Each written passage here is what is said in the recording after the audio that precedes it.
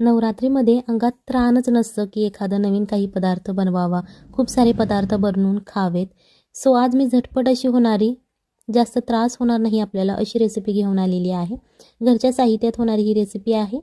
चला तर मग जास्त वेळ न घालता आजच्या रेसिपीला सुरुवात करूया. सगळ्यात पहिल्यांदा इथे आपल्याला एक बटाटा घ्यायचा आहे किसलेला. हा कच्चाच बटाटा मी वापरलेला आहे, उकडून सुद्धा घेण्याची गरज लागत नाही या रेसिपीसाठी. सो एक कच्चा बटाटा घ्यायचा, त्याचे साल काढून घ्यायचे आणि तो छान असा खिसून घ्यायचा आहे. किसल्यानंतर तो स्वच्छ पाण्याने धुवून घ्यायचा, जेणेकरून तो लाल पडणार नाही. एक किसलेला बटाटा आपल्याला या बाउलमध्ये घालून घ्यायचा आहे. थोडासा असा पसरवून घ्यायचे आहेत. हे कच्चे शेंगदाणे आपण वापरायचे आहेत, पण इथे हे शेंगदाणे मी धुवून घेतलेले आहेत, जेणेकरून ते थोडेसे नरम होतील आणि त्याची साल नरम होईल. सो 1 ते 2 पाण्याने हे शेंगदाणे तुम्ही धुवून घ्या. आता हे शेंगदाणे आपले घालून झालेले आहेत. याच्यानंतर आपल्याला 1 कप कच्चा साबुदाणा घ्यायचा आहे. इथे आपल्याला साबुदाणा भिजवण्याची सुद्धा गरज लागत नाही. कच्च्या साबुदाण्यापासूनच आज आपण ही रेसिपी बनवणार आहोत.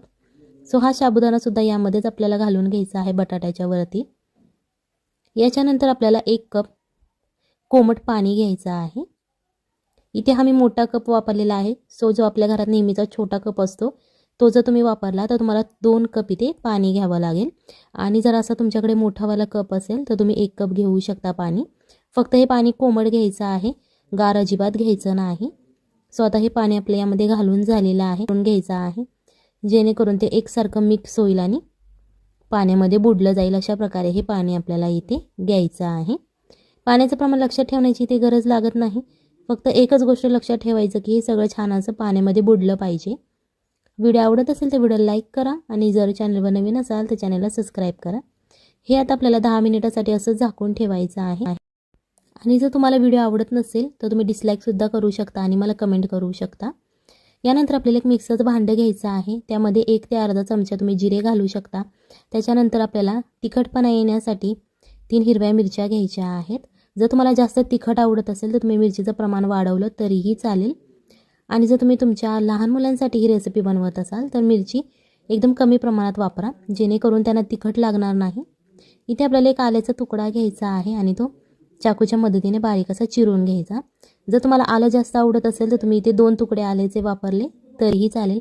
थोडंसं पाणी घाला आणि हे छान असं मिक्सरवरती बारीक करून घ्या. एकदम जास्तही बारीक करण्याची गरज लागत नाही. मीडियमचं तुम्ही बारीक करून घेतलं तरीही चालेल, कारण इथे आपल्याला थोडंसंच पाणी यूज करायचं आहे, नाहीतर याची टेस्ट बदलते. सो त्याच्यासाठी आपण हे जाडसर असंच वाटून घेतलेलं आहे. इथे एक पॅन घ्यायचा आहे.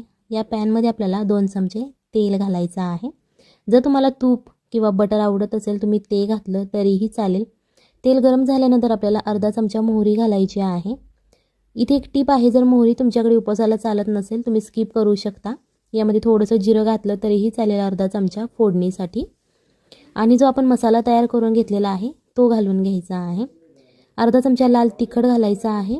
हे लाल तिखट आपल्याला मिरची पावडर वापरायची आहे, गरम मसाला नाही वापरायचा. 1 चमचा पांढरे तीळ घालायचे आहेत आणि थोडीशी हळद घालायची आहे.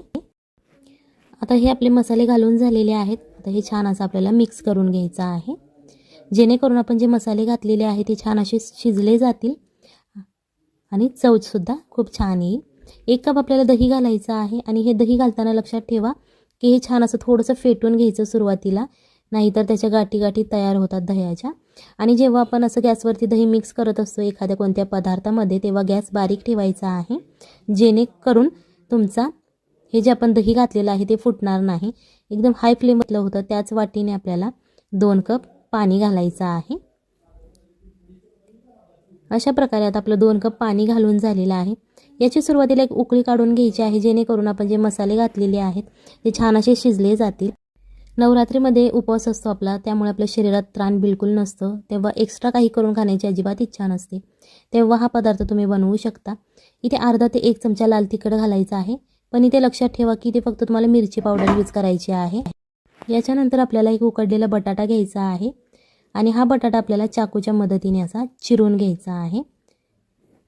जर तुम्हाला असा चिरता येत नसेल तर तुम्ही हाताने फोडून घातला तरीही चालेल, किंवा तुम्ही हा बटाटा खिसून घातला तरीही चालेल. फक्त उकडलेला बटाटा हवा, जेणेकरून रेसिपी झटपट होते आणि चवही खूप छान लागते उकडलेल्या बटाट्याची. चवीनुसार मीठ घाला आणि हे एकदा मिक्स करून घ्या. जास्त वेळ लागत नाही शिजवायला, 2 मिनिटात हे शिजून जातं. आता आपण ज्याच्यावरती झाकण ठेवलं होतं ते आपल्याला काढून घ्यायचं आहे. तुम्हाला दिसत असेल बघा, शेंगदाणेसुद्धा छान असे भिजलेले आहेत आणि साबुदाणासुद्धा नरम झालेला आहे, कारण इथे आपण कोमट पाणी वापरलेलं होतं. कारण थंड पाण्यात इतक्या लवकर रेसिपी होत नाही आणि ते भिजतही नाही छान. सो त्याच्यासाठी इथे आपण हे कोमट पाणी यूज केलेलं आहे. ह्यात आपल्याला 1 ते 2 पाण्याने धुवून घ्यायचं आहे, कारण बटाटा थोडाफार लाल पडलेला असतो. सो त्याच्यासाठी हे धुवून घ्यायचं स्वच्छ पाण्याने. मिक्सरच्या भांड्यामध्ये आपल्याला हे घालून घ्यायचं आहे. जर तुमच्याकडे बारीक मिक्सरचं भांडं असेल तर तुम्हाला थोडं थोडं घालावं लागेल, आणि जर एकदम मोठं भांडं असेल मिक्सरचं तुमचं लगेच हे वाटलं जाईल. हे एकदम बारीकच आपल्याला वाटून घ्यायचं आहे. जास्त वेळ लागत नाही, झटपट रेसिपी आहे. आणि हा जर पदार्थ तुम्ही खाल्ला ना तर मला अजिबात पित्त वगैरे होत नाही. सहसा उपवासामध्ये बायकांना पित्त होतं, कारण साबुदाणा खिचडी वगैरे खाल्ल्याने. सो खिचडीच्या ऐवजी हा पदार्थ खूप छान आहे. सो नक्की ट्राय करा, फॅमिलीला खाऊ घाला, तुम्हीही खा आणि मग मला कमेंटमध्ये सांगा कशी झाली होती. अशा प्रकारे आता आपण हे मिक्सरवरती बारीक करून घेतलेलं आहे. इथे आपल्याला एक बाऊल घ्यायचा आहे आणि या बाऊलमध्ये हे वाटण आपण जे केलेलं आहे ते घालून घ्यायचं आहे. सगळं वाटण आपल्याला यामध्ये घालायचं आहे. चवीप्रमाणे मीठ घाला. इथे जर तुम्हाला उपवासाचं मीठ आवडत असेल तुम्ही ते घातलं तरीही चालेल. अर्धा चमचा रेड चिली फ्लेक्स वापरा, जेणेकरून टेस्ट खूप छान लागेल. आता हे सगळे मसाले आपले घालून झालेले आहेत. हे चमच्याच्या मदतीने मिक्स करून घ्यायचं आहे. तुम्ही हाताने केलं तरीही चालेल, काहीच प्रॉब्लेम नाही. त्याच्यानंतर गॅसवरती छोटासा पॅन ठेवायचा आहे, तेल घालायचं आणि याच्यामध्ये हे अशा प्रकारे पसरवून घ्यायचं आहे. इथे तुम्ही तुमच्या इच्छेनुसार पसरवू शकता. जर तुम्हाला जास्त जाड हवं असेल, आवडत असेल तर जास्त जाड घाला किंवा पातळ असं घालू शकता. एका बाजूने छान असं आपल्याला क्रिस्पी असं फ्राय करून घ्यायचं आहे. जर तुम्हाला बटर किंवा तूप आवडत असेल तुम्ही त्यामध्ये फ्राय केलं तरीही चालेल, टेस्ट खूप छान लागते. आता हे एका बाजूने फ्राय झालेलं आहे. आता हे आपल्याला पलटी करून घ्यायचं आहे आणि असं चमच्याच्या मदतीने ते दाबत दाबत आपल्याला भाजून घ्यायचं आहे, जेणेकरून ते लगेच भाजलं जातं. फक्त ते गोष्ट लक्षात ठेवा की एकदम हाय फ्लेम करू नका, नाही तर ते भाजल्यासारखं तुम्हाला वाटेल पण आतून कच्चं राहील. सो मीडियम आचेवरती हे असं दाबत दाबत तुम्ही भाजून घ्या. जास्त वेळ लागत नाही. असे जेव्हा त्याला डाग पडतील थोडे थोडे समजून जा की ते भाजलेलं आहे आणि खाण्यासाठी तयार आहे. थोडं थोडं हे दाबत आपल्याला भाजून घ्यायचं आहे. तुम्ही वरतून कोथिंबीर वगैरे घातली याच्यावरती तरीही चालेल. अशा प्रकारे आता हे छान असं तयार झालेलं आहे.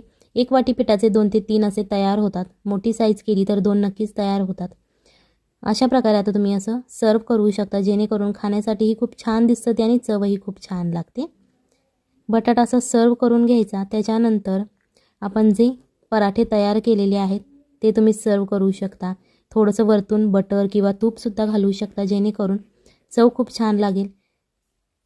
आणि ही हेल्दी रेसिपी आहे, त्यामुळे उपवासामध्ये तुम्हाला जळजळ वगैरे असं काहीच होणार नाही. सो नक्की घरी ट्राय करा, खाऊन बघा आणि मग मला कमेंटमध्ये सांगा कशी झाली होती. जर तुम्ही आपल्या इन्स्टा आयडीला अजून फॉलो केलं नसेल तर त्याची लिंकसुद्धा मी डिस्क्रिप्शन बॉक्समध्ये दिली आहे. तिथून तुम्ही फॉलो करू शकता आणि नवनवीन व्हिडिओजचे अपडेट मिळवू शकता. चला तर मग भेटूयात पुढच्या अशाच एका नवीन रेसिपीमध्ये. तोपर्यंत बाय बाय, टाटा.